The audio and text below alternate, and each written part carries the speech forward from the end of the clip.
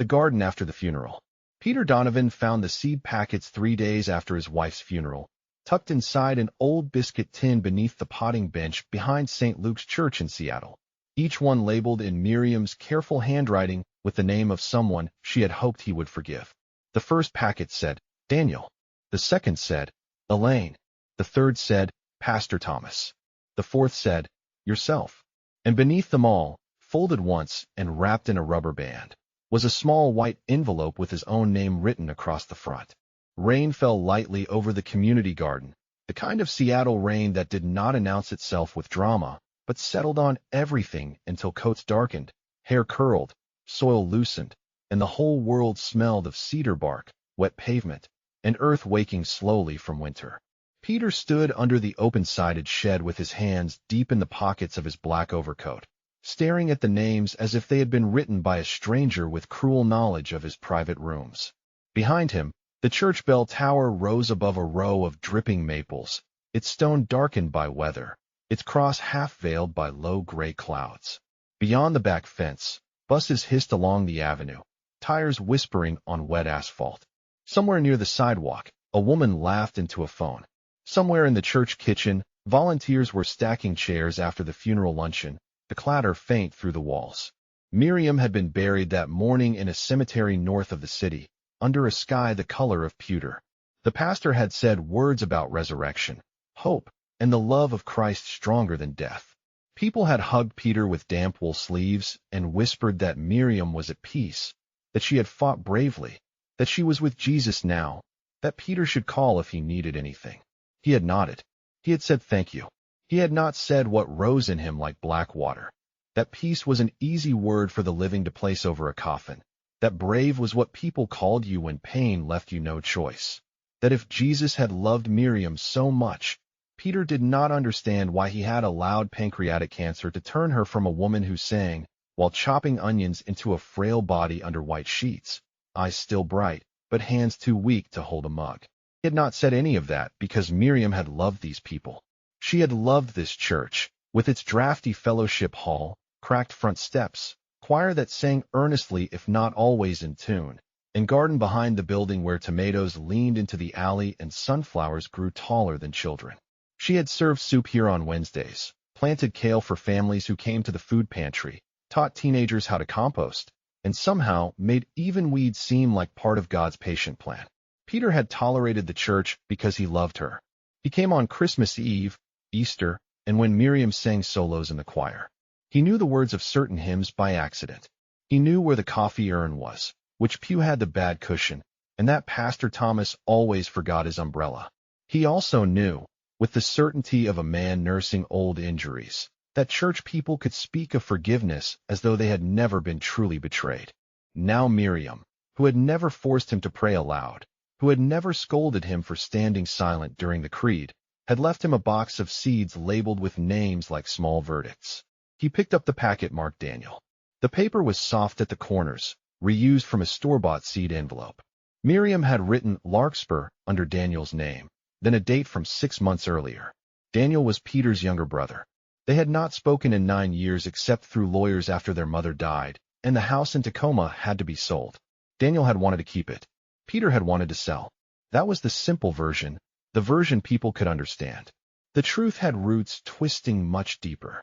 Their father's drinking, their mother's habit of making Peter responsible for everything, Daniel's ability to charm and vanish, the loan Peter made and Daniel never repaid.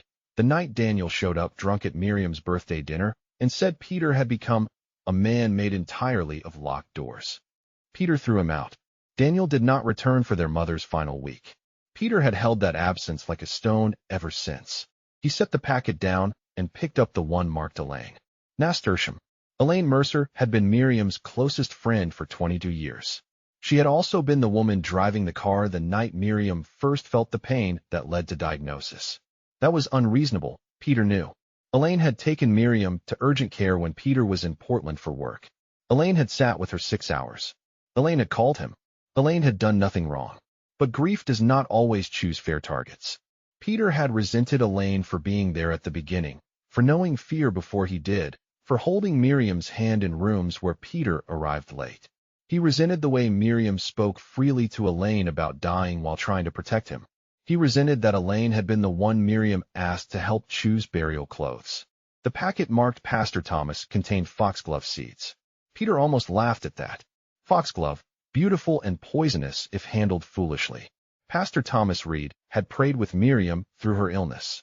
He had visited hospital rooms, read psalms, brought communion, and once told Peter gently that anger at God was not the same as unbelief. Peter had disliked him from that moment. It felt like trespassing, a pastor naming the shape of a man's rage when the man had not invited him in. Near the end, Miriam asked Thomas to pray over her and Peter together. Peter refused.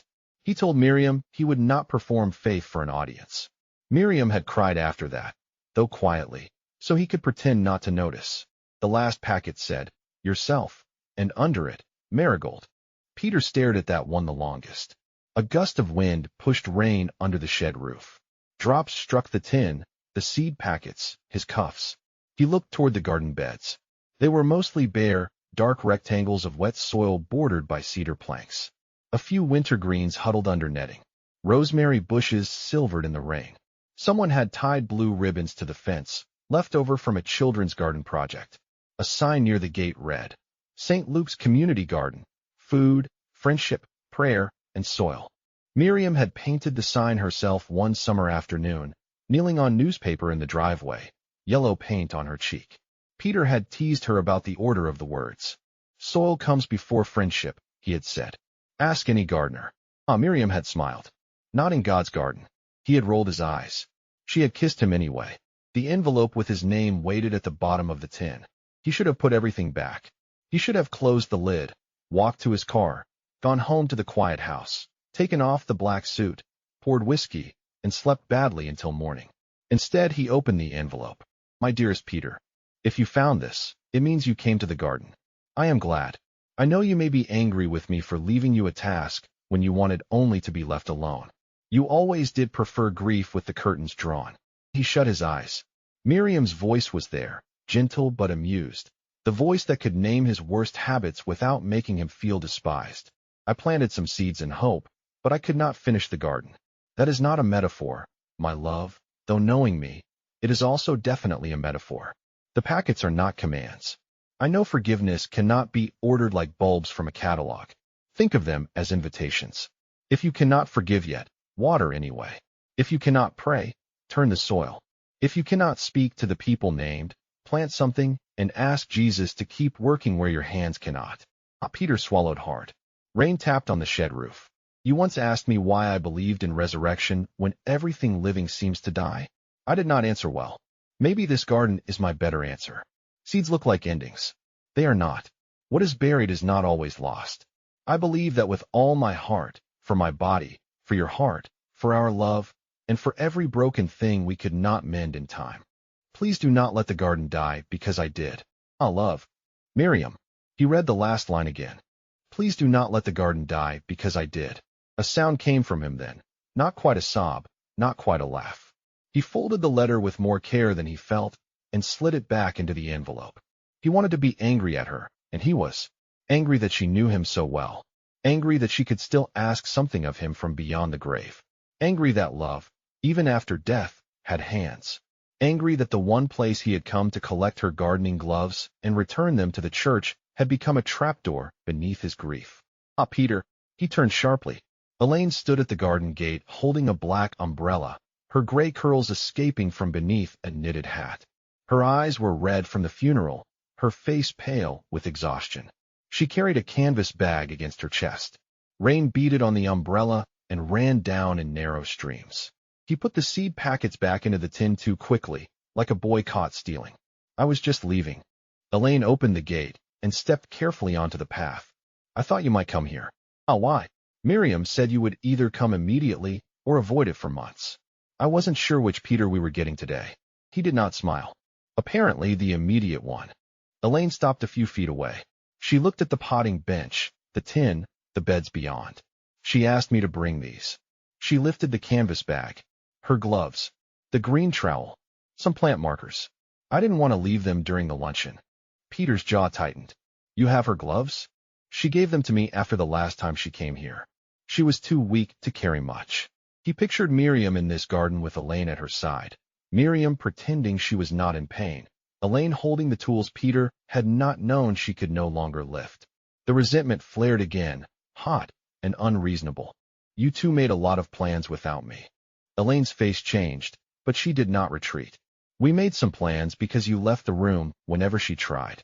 I was working. You were hiding. The words struck the wet air between them. Peter took a step toward her.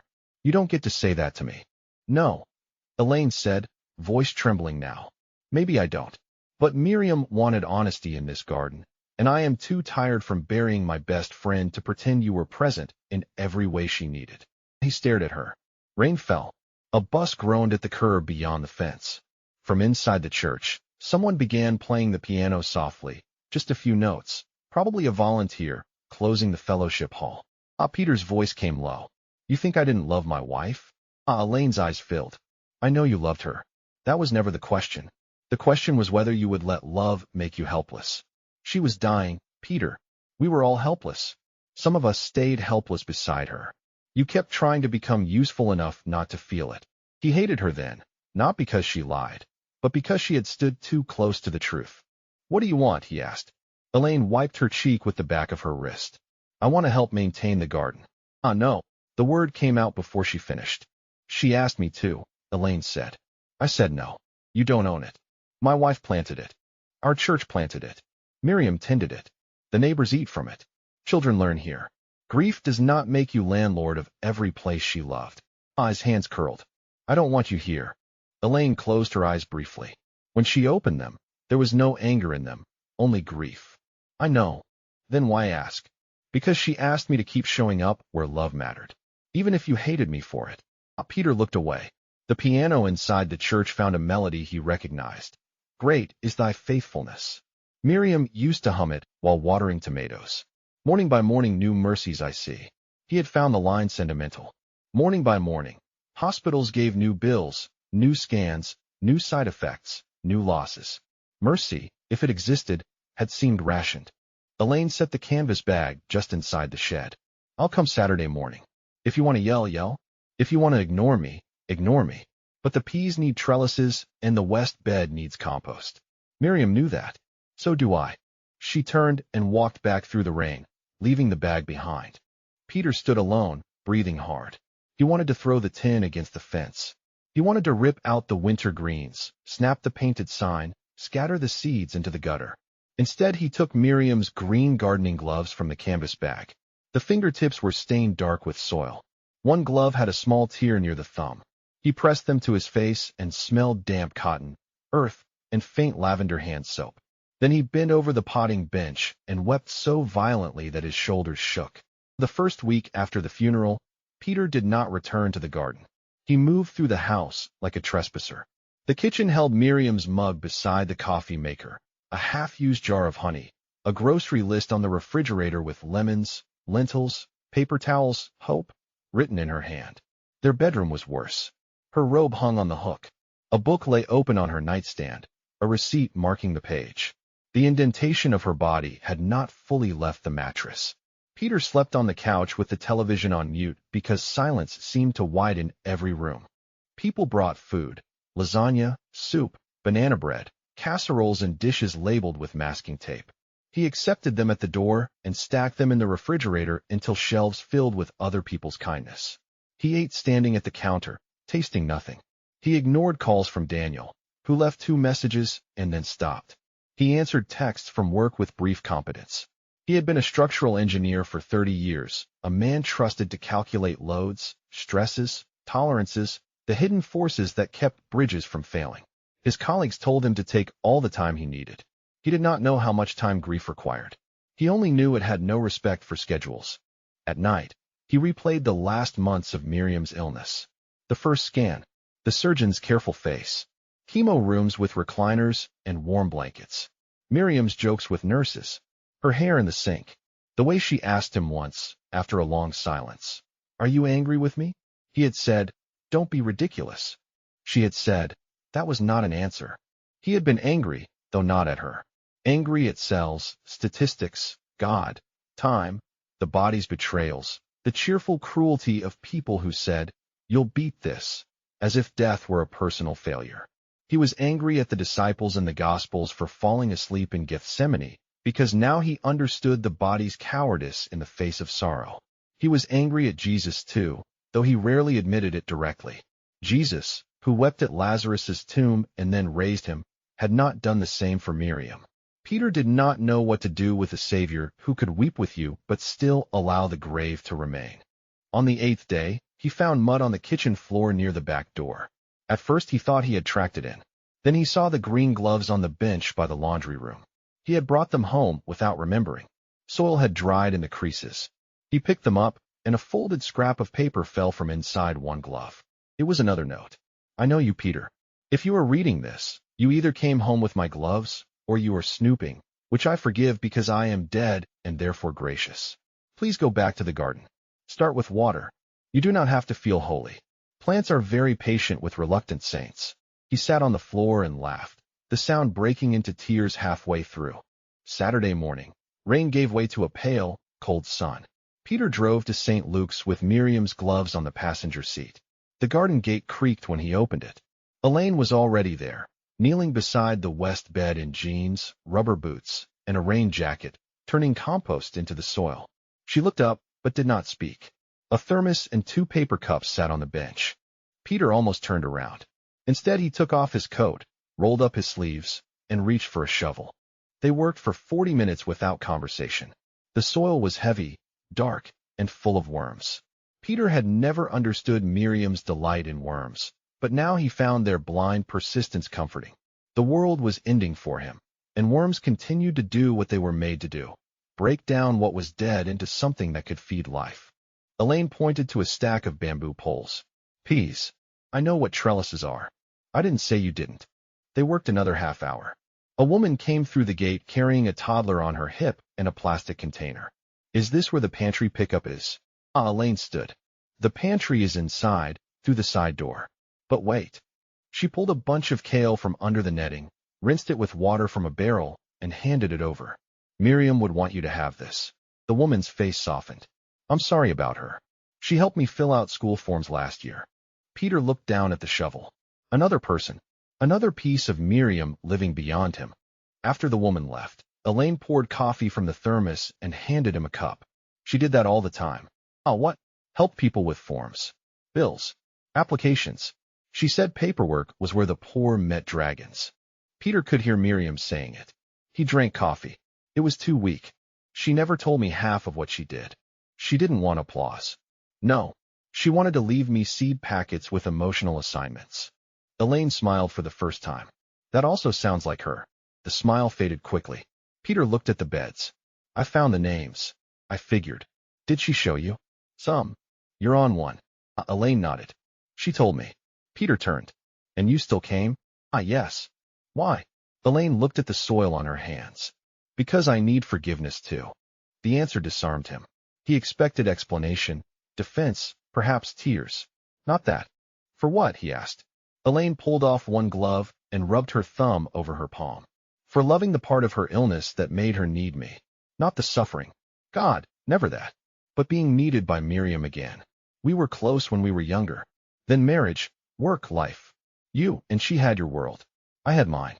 When she got sick, she called me. Suddenly I was necessary. I hated the cancer. But I loved being necessary. That makes me ashamed." Peter stared at her.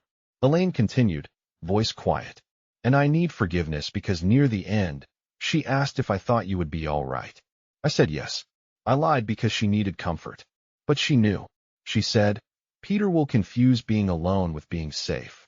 She asked me not to let you disappear. I said I wouldn't. Then after she died, I wanted to disappear too." Peter looked away. The church bell rang 10. Children's voices drifted from the playground across the street. A gull cried somewhere overhead, absurdly far from the water but common in Seattle. He said, "I don't know how to forgive you for things you didn't do." Elaine nodded. "Then start with the peas." So he did. Spring came slowly to Seattle that year, in fits of rain and sudden light. Peter returned to the garden on Saturdays. At first he told himself he did it for Miriam, to obey the letter, to prevent church volunteers from ruining her planting schedule. He built trellises, repaired a broken latch, spread mulch, sharpened tools, and labeled beds with neat engineer's handwriting that Elaine said looked like it had been approved by city inspectors. Elaine came too. They spoke mostly of practical things: slug traps, watering schedules, which families wanted collards, whether children should have their own bed for radishes. Sometimes Pastor Thomas appeared with coffee and pastries, wisely saying little. Peter disliked him less when he was carrying compost. One Saturday, Thomas arrived in clerical collar and work boots, which Peter found ridiculous. "You know you can change clothes," Peter said. "I did. These are my gardening boots." The collar seems unnecessary. "It reminds me not to swear at blackberry roots." Peter almost smiled. They worked side by side, clearing an overgrown corner near the fence. Blackberry vines had tangled through wire and old boards, thorny and stubborn. Peter attacked them with more force than necessary. Thomas said, "Miriam wanted that corner for a grief bed." Peter froze. "A what?" "A place where people could plant something in memory of someone they lost. She mentioned it last fall." Peter cut another vine. "She mentioned a lot to everyone except me." Thomas accepted that without defense. "She tried." The pruner snapped in Peter's hand. "You think I don't know that?" No. Then don't say it like I was too selfish to listen." Thomas leaned on his shovel. "Peter, I sat with your wife while she worried about leaving you. She was not angry that you struggled. She was sad that you insisted on struggling alone." Peter turned on him. "And what was I supposed to do? Sit beside her bed and talk about heaven like it was a vacation rental? Hold hands and pretend I wasn't watching her disappear?" "No," Thomas said. "You were supposed to tell the truth. I am terrified. I am angry. I don't want you to go. I don't know how to live without you." Any of those would have been enough. Peter's face burned. "You make it sound simple." "It is not simple. It is human." "I prayed," Peter snapped. The admission startled them both. His voice dropped. "Once, in the hospital chapel, I said if God took her, I was done. I said if Jesus wanted my faith, he could heal her. She died anyway." Thomas looked at him, not with shock, not with correction, but with sorrow. "I am sorry. I don't want sorry." "I know. Then what do you have?" The pastor looked toward the church, its windows bright with morning. "Only this: Jesus prayed in a garden too. He asked for the cup to pass. It did not pass. That does not answer everything. Some days it barely answers anything. But it tells me God is not far from the place where love begs not to lose what it loves." Peter turned away, breathing hard. He wanted to reject the words. Instead, they sank somewhere he could not guard quickly enough. Jesus in a garden, asking for escape, receiving none. Not a tidy comfort. Perhaps that was why it stayed. He cut the next vine more carefully. In April, green appeared in the beds. Pea shoots curled around trellises. Lettuce lifted tender leaves. Radishes shouldered through soil. The larkspur packet marked Daniel remained unopened in the tin. So did the others. Peter could tend the general garden. He could not yet plant the names. Then Daniel came. Peter was kneeling by the tool shed, repairing a loose hinge, when he heard the gate. He looked up and saw his brother standing in the path wearing a gray jacket, hair longer than Peter remembered, face older, eyes wary. Daniel Donovan had always looked more like their mother. Softer mouth, expressive eyes, a face built for apology and escape. In his hand, he held a paper bag from a bakery. Peter stood slowly. "What are you doing here?" Daniel swallowed. "Elaine told me you come Saturdays." Peter looked toward Elaine, who was at the far bed with two teenagers. She did not look over. Betrayal flashed hot. "I asked her," Daniel said quickly. "Don't blame her. I blame whoever I want." Daniel nodded as if that was fair. "I came to the funeral. I stayed in the back. I didn't see you." "I know. You could have spoken. I tried. You were surrounded. Then I lost my nerve." Peter wiped his hands on his jeans. "That sounds familiar." Daniel flinched. The bakery bag crinkled in his grip. "I brought scones. Miriam liked the cranberry ones from Pike Place, but these are from a place near me. Not as good. Miriam is dead." Daniel's eyes filled. "I know. Do you?" His brother looked down. "Pete, don't call me that." Daniel closed his mouth. Years of silence stood between them like a wall grown over with thorns. Peter remembered Daniel at 12, sneaking into his room after nightmares. Daniel at 19, asking for money with grand plans. Daniel at 30, drunk and charming, promising repayment. Daniel not answering calls when their mother was dying.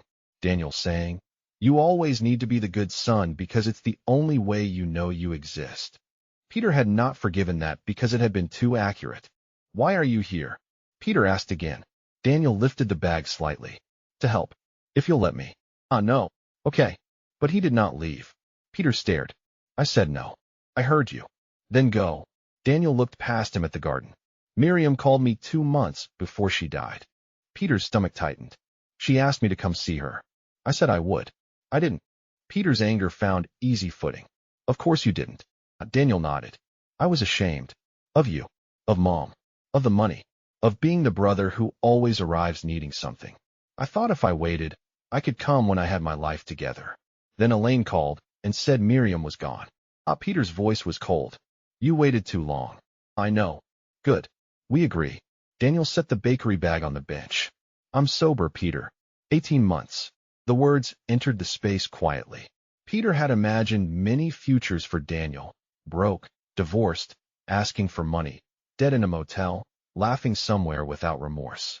Sobriety had not been among them. Daniel continued. I'm not saying that to get applause. I know I hurt you.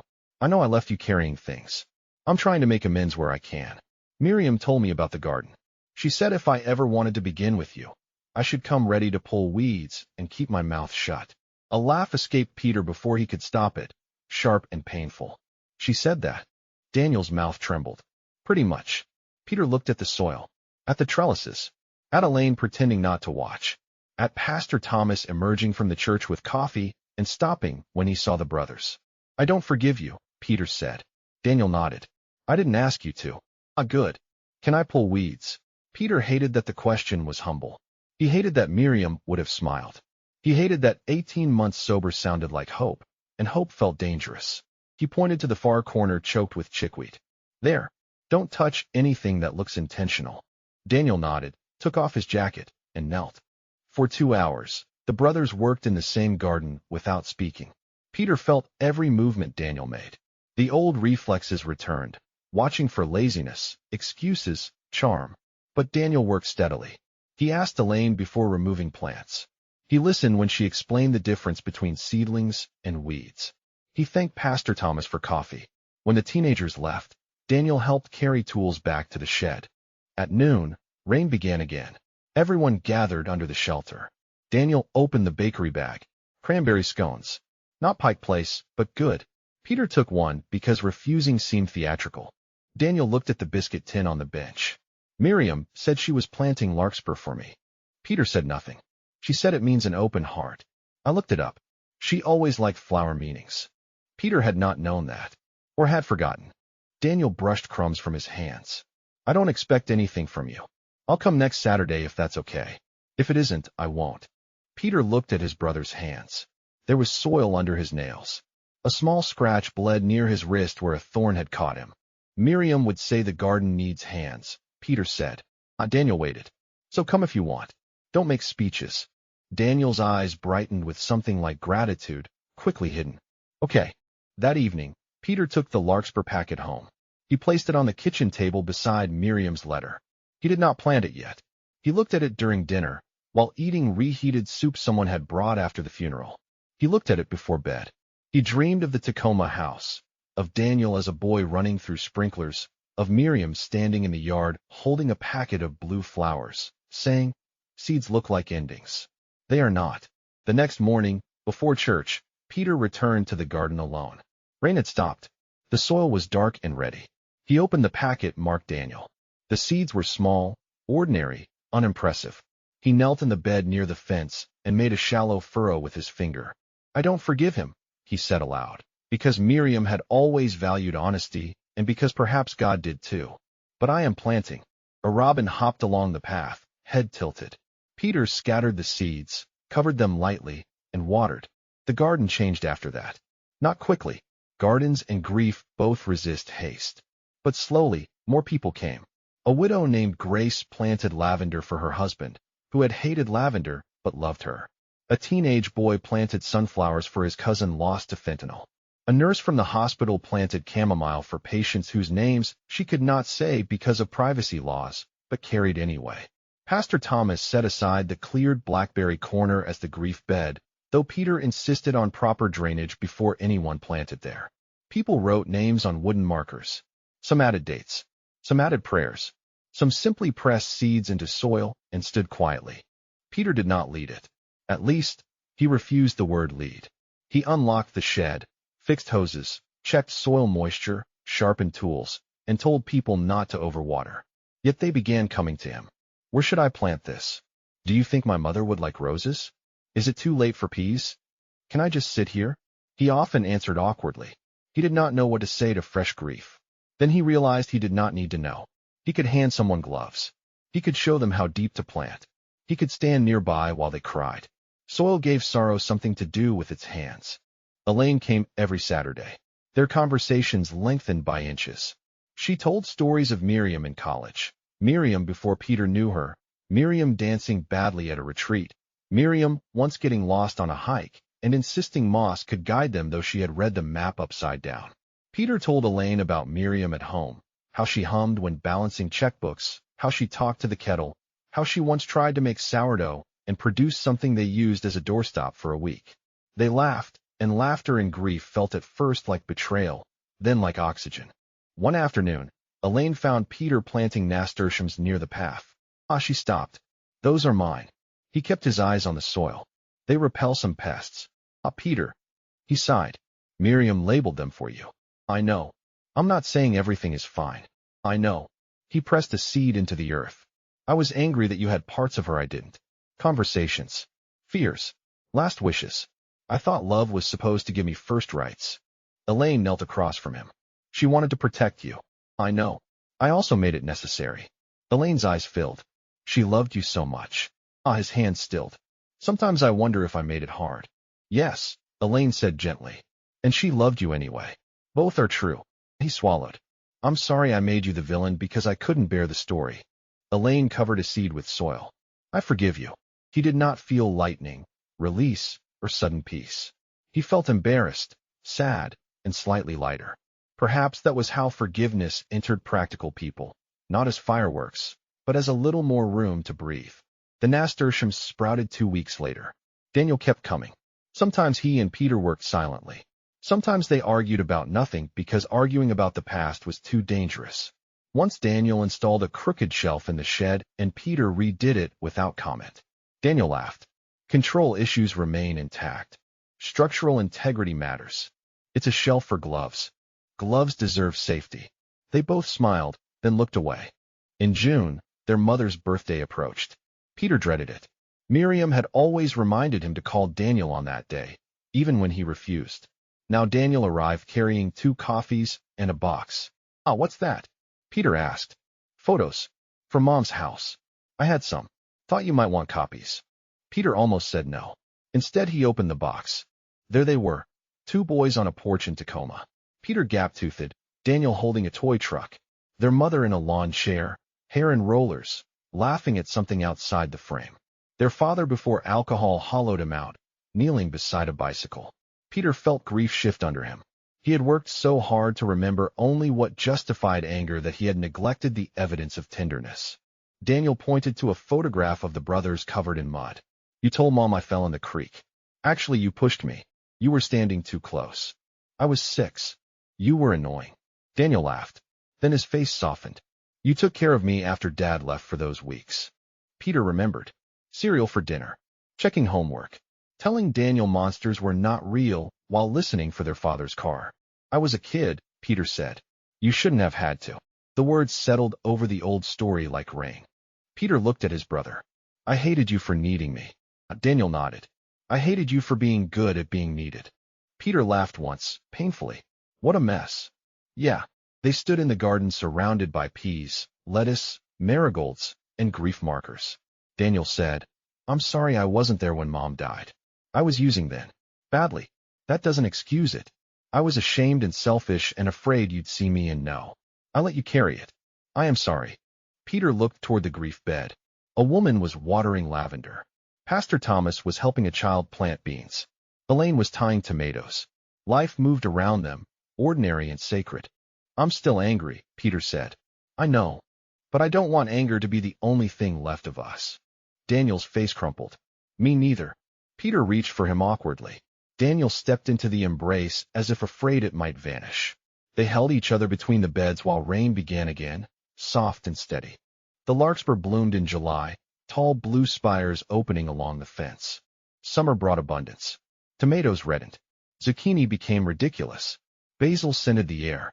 Bees moved through flowers with golden legs. The grief bed became a patchwork of memory. Lavender, sunflowers, marigolds, cosmos, rosemary, sweet peas, and small stones painted by children.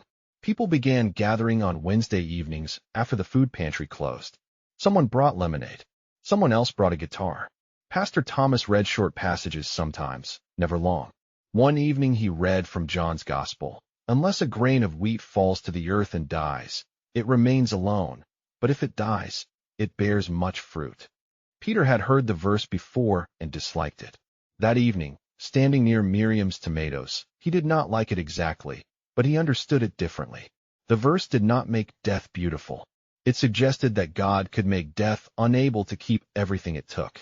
A woman named Carla, whose husband had died by suicide, began coming every week and sitting near the marigolds without speaking. Peter noticed because silence had become a language he recognized. After 3 weeks, he brought her a watering can. "You don't have to talk," he said, "but these need water." She took it. The next week, she planted rosemary. "For remembrance," she said. In August, the church asked whether the garden ministry needed a name. Peter objected to the word ministry. "It's a garden," he said. Pastor Thomas looked amused. "Many ministries are things people insist are just things." Elaine suggested Miriam's garden. Peter refused immediately. "She would hate that." "She would pretend to hate it," Elaine said. "She'd say name it for what it does," Daniel added. They settled on the open table garden. Because produce went to the pantry, flowers went to the grieving, and everyone who came seemed to stay for coffee eventually. Peter made a sign from cedar, carved the letters himself, and painted a small line beneath. "What is buried is not always lost." He did not credit Miriam. Those who needed to know knew. One late summer evening, after everyone left, Peter remained to water. The sun had broken through clouds near the horizon, turning wet leaves silver. The church windows glowed. He stood by the marigolds marked "Yourself." He had planted them in May without telling anyone. They had taken longer than expected, but now they bloomed in stubborn orange clusters, bright against the dark soil. Forgiving himself had proved the most difficult packet. He could make space for Daniel's weakness, Elaine's closeness, Thomas's pastoral persistence. But his own failures sat inside him like stones. The prayers refused, the conversations avoided, the nights he stayed late at work because hospitals frightened him. The moment Miriam asked, "Will you sit with me?" and he said he needed to send one email first. She had died weeks later, not in that moment, not because of that email, but grief does not care about proportion. It collects small failures and presents them as a life sentence. Peter knelt by the marigolds. "I don't know how to forgive me," he said. Pastor Thomas, who had apparently not left, answered from the path. "May I sit?" Peter sighed. "Do pastors hide behind bean poles professionally?" "Only after seminary." Thomas sat on the edge of the bed, careful not to crush anything. Peter looked at the flowers. "Miriam asked me to pray with her. Near the end. I wouldn't." "I know. She told you." "She cried about it. Not because she thought you didn't love her. Because she wanted to be met where she was, and you were afraid." Peter closed his eyes. "Don't make it gentle." "I am not. Fear can make us cruel." Peter flinched. Thomas continued. "But cruelty born of fear is not the whole truth of you.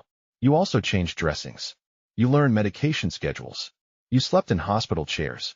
You made her laugh when the anti-nausea drugs made food taste like metal. You loved imperfectly. That is the only way humans love. I should have been better." "Yes." Peter opened his eyes. Thomas did not soften the word. "Yes," the pastor repeated. "And Christ's mercy is not reserved for people who have nothing to regret." "Peter, your name is Peter. Remember the first Peter? He promised courage and denied Jesus 3 times before dawn. The risen Christ did not erase the denial. He met Peter on a shore and asked him, 'Do you love me?' Then he gave him sheep to feed." Peter looked at the garden, the food pantry bins, the grief markers, the watering cans, the people who came with names and seeds. "I am not an apostle." "No, you are a widower with excellent trellis skills. But perhaps the question is similar. You love me. Peter's throat tightened. I don't know how to answer Jesus. Thomas smiled gently. Start by watering what Miriam planted. The next week, Peter attended church for the first ordinary Sunday since the funeral. Not Christmas, not Easter, not Miriam singing. Just a Sunday. He sat in the back. The sanctuary smelled of coffee drifting from the fellowship hall, candle wax, and damp coats. People noticed him and tried not to stare. Elaine sat beside him without asking. Daniel slipped in late and sat on his other side. Pastor Thomas preached on the parable of the sower. Seed on the path, seed on rocky ground, seed among thorns, seed in good soil. Peter listened with the skepticism of a man who knew enough about soil to distrust easy metaphors. Yet when Thomas said, "Good soil is not soil that has never held decay. Good soil is soil where what is broken down can nourish life," Peter bowed his head. During the final hymn, he did not sing, but he stood. Autumn came with copper leaves and early darkness. The garden shifted from abundance to harvest to rest. They pulled spent vines, saved seeds, planted garlic, covered beds with straw. The grief ministry, though Peter still disliked the word, moved partly indoors. People gathered in the fellowship hall once a month for soup and bread after working in the garden. They brought photographs, stories, silence. There was no program at first. Then Carla asked if they could light candles. The next month, Pastor Thomas placed a wooden cross on the table and read, "Blessed are those who mourn, for they shall be comforted." Peter made soup. Elaine brought bread. Daniel washed dishes. Comfort, Peter learned, often arrived wearing an apron. On the first anniversary of Miriam's diagnosis, Peter found himself at the hospital where she had received treatment. He had gone to deliver flowers from the garden to the oncology ward, an idea from Elaine that he initially resisted and then organized thoroughly. Small jars of marigolds, cosmos, and late roses filled a crate. A nurse recognized Miriam's name and cried. "She used to thank us for hurting her," the nurse said. "Can you imagine? We'd start in 4 and she'd say, 'Thank you for helping me live one more day.'" Peter could imagine it. He carried flowers room to room with a volunteer badge clipped to his jacket. Some patients slept. Some smiled. Some did not want flowers. One man asked if Peter was a chaplain. Peter almost laughed. "Ah, no, gardener." "Even better," the man said. "Chaplains make me nervous." In the parking garage afterward, Peter sat in his car and shook. The hospital smell had brought back everything. Antiseptic, fear, elevators, vending machine coffee, Miriam's thin hand in his. But he had gone in. He had carried flowers. He had not fled. That, too, was a kind of seed. Near Thanksgiving, Daniel invited Peter to dinner at his small apartment in Ballard. Peter arrived with pie and low expectations. The apartment was modest but clean. A sobriety chip sat on a shelf beside a photograph of their mother. Daniel cooked turkey badly, stuffing well, and green beans with far too much garlic. They ate at a table that wobbled. After dinner, Daniel made coffee. "I wrote you something," he said, embarrassed. Peter braced himself. Daniel handed him a letter. It was an amends letter, plain and specific. Money borrowed. Calls ignored. Their mother's final week. The birthday dinner. The years of manipulation and charm. No excuses, though explanations appeared gently. Addiction, shame, fear. At the end, Daniel had written, "I know forgiveness is yours to give or not give. I am trying to live in a way that does not keep injuring the people who love me. I love you, Peter. I am sorry." Peter read it twice. Daniel sat across from him, hands clasped, pale. Peter folded the letter. "Thank you." Daniel nodded, eyes wet. "Okay. I'm not ready to say everything. I know. But I want you to come for Christmas." Daniel covered his mouth. For a moment, he looked like the little brother Peter used to protect from nightmares. "Miriam always said we were ridiculous," Peter added. Daniel laughed through tears. She was right. On Christmas Eve, St. Luke's filled with pine garland, candlelight, and people Peter had come to know by their grief and their gardening gloves. He sat with Daniel, Elaine, Carla, Grace, and half the open table garden crowd. Miriam's absence was everywhere. In the choir where her alto no longer rose, in the empty space beside Peter, in the memory of her hand finding his during silent night. Yet the absence did not feel as empty as he had feared. It had become, somehow, a hollow where light could gather. Pastor Thomas preached briefly. The gospel tells us there was no room at the inn, he said. But God made room anyway. In a stable, in a manger, in the arms of a young mother, in the bewildered courage of Joseph, in the night fields of shepherds. This is the strange hope of Christ, that when the proper rooms are closed, love is born in unexpected places. Peter looked down at his hands. Soil had left faint lines in his skin that no soap fully removed. During the candle lighting, the flame came down the pew. Elaine lit Peter's candle. He lit Daniel's.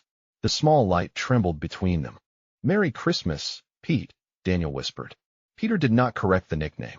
"Merry Christmas." They sang Silent Night. Peter sang softly, badly, but enough. After the service, he walked alone to the garden. Frost silvered the beds. The grief markers stood quiet in moonlight. The city hummed beyond the fence. He carried a candle in a glass jar and set it near Miriam's favorite rosemary bush. Then he took out her letter, now worn from rereading, and unfolded it. "Please do not let the garden die, because I did." "It didn't," he said into the cold. "I didn't either. Not completely." He stood there a long time. He did not feel Miriam beside him exactly. He did not believe grief turned the dead into convenient comforters. But he felt connected to her through what she had loved, through soil and seeds, through people he had nearly refused, through a Savior who entered the world not as an explanation, but as presence. "Lord Jesus," he said, awkwardly, breath visible in the air, "I am still angry sometimes. I still miss her more than I can bear. I still don't understand. But thank you for the garden. Thank you for not waiting until my heart was clean to make something grow." The prayer was not eloquent. It was true. For Peter, that was miracle enough. Winter passed into another spring. On the anniversary of Miriam's funeral, the community gathered behind St. Luke's. Not for a memorial service exactly, though there were prayers. Not for a gardening day exactly, though many brought gloves.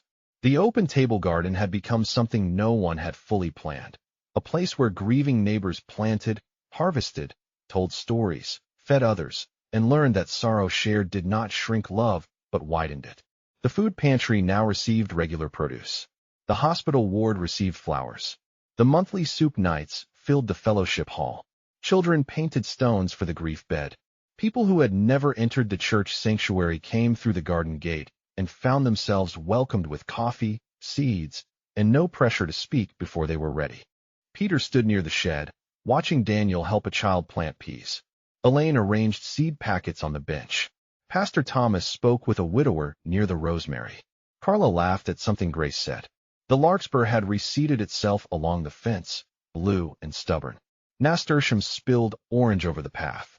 Foxglove rose near the shaded wall, tall and solemn. Marigolds blazed in the sun. Miriam's seeds had not all grown where expected. Some failed. Some were eaten by birds. Some sprouted months late. Some spread beyond their beds. Peter had come to think hearts were similar. Elaine handed him a new packet. "Blank label. For this year," she said. He looked at it. "Who is it for? You tell me." Peter held the packet. Across the garden, Pastor Thomas caught his eye and lifted a hand. Daniel smiled at him. The church bell rang noon. Peter took a pencil from the bench and wrote one word on the label: mercy. Elaine read it and nodded. "What are you planting?" "Sunflowers," he said, "tall enough for people to see from the street." That afternoon, after prayers, after coffee, after children ran between beds and older hands pressed seeds into soil, Peter knelt in a new patch near the gate. He made holes with his finger, placed seeds one by one, and covered them gently. The work was ordinary. Dirt under nails, knees stiff, back aching, rain threatening from the west. Yet as he watered, he felt the quiet truth Miriam had trusted before he could. What is buried is not always lost. He still missed her. That would not change. Some mornings grief returned sharp enough to steal his breath. Some nights he reached across the bed and found only cool sheets.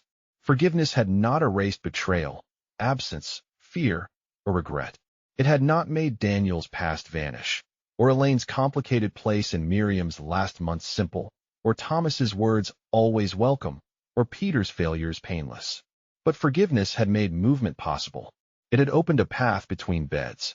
It had let love travel where anger once stood guard. By late summer, the sunflowers near the gate towered over the fence. People walking past stopped to look. Some took pictures. Some came in.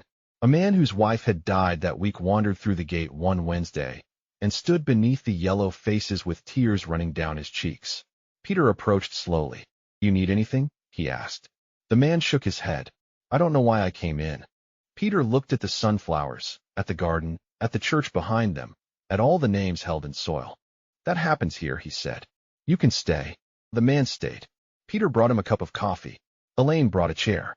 Daniel found tissues. Pastor Thomas did not hurry over with words. The garden received him first. In September, during harvest supper, Peter spoke briefly because everyone insisted and because Miriam, he suspected, had trained them all to ignore his protests. They gathered at long tables in the fellowship hall, eating soup made from garden vegetables, bread from a local bakery, apple crisp from Grace, and 2 mini zucchini muffins. Rain beat against the windows. The room glowed with warmth. "I used to think grief was a locked room," Peter said, standing with one hand on the back of a chair. "I thought if I kept the door closed, I could control what stayed inside. But grief is more like a garden after winter. If you abandon it, things still grow, bitterness, thorns, weeds with deep roots. Miriam knew that. She left me seeds because she understood something I didn't. You don't heal by pretending nothing died. You heal by tending what can still live." The room was quiet. "I was angry at many of you," he continued, glancing at Elaine, Daniel, Thomas, then smiling faintly. "Some of you deserved a little. Some of you didn't. I was angry at God most of all. Some days I still bring him questions with mud on them. But I have learned that Jesus is not offended by wounded people in gardens. He has been there before. And I have learned that forgiveness is not one heroic feeling. It is often a small act repeated: water the bed, answer the call, accept the apology, plant the seed, make the soup, come back next Saturday." Elaine wiped her eyes. Daniel stared at the table. Pastor Thomas smiled gently. "This garden did not save me because it made me forget Miriam," Peter said.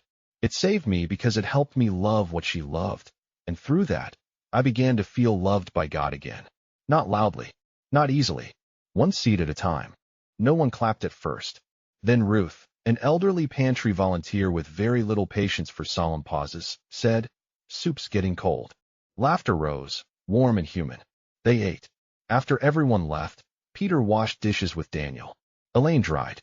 Pastor Thomas swept. Carla packed leftovers for a neighbor. It was an ordinary end to an extraordinary year. Peter looked through the kitchen window toward the dark garden. Rain silvered the paths. The sign near the gate shone under the porch light: "The open table garden." What is buried is not always lost. Later, alone at home, Peter placed Miriam's letter back in the biscuit tin. The tin now held new seed packets, old notes, photographs, and a small wooden cross a child had painted green. He did not keep it hidden anymore. It sat on the kitchen shelf near the window where morning light could find it. He made tea in Miriam's blue mug. For the first time, using it did not feel like theft. It felt like companionship. He stood by the sink and watched rain bead on the glass. Seattle blurred beyond the window, street lights, wet pavement, dark cedars, the outline of roofs. The world remained imperfect and aching. People still died. Brothers still failed each other. Prayers still received answers no one would have chosen. But somewhere behind an old church, seeds broke open in the dark and reached for light. Somewhere, strangers learned each other's names over soup. Somewhere, a man who thought his heart had ended found himself watering what his wife had planted. Peter bowed his head. "Thank you," he whispered. It was not a long prayer. It did not need to be. The rain answered against the window, steady and soft, like water settling into soil.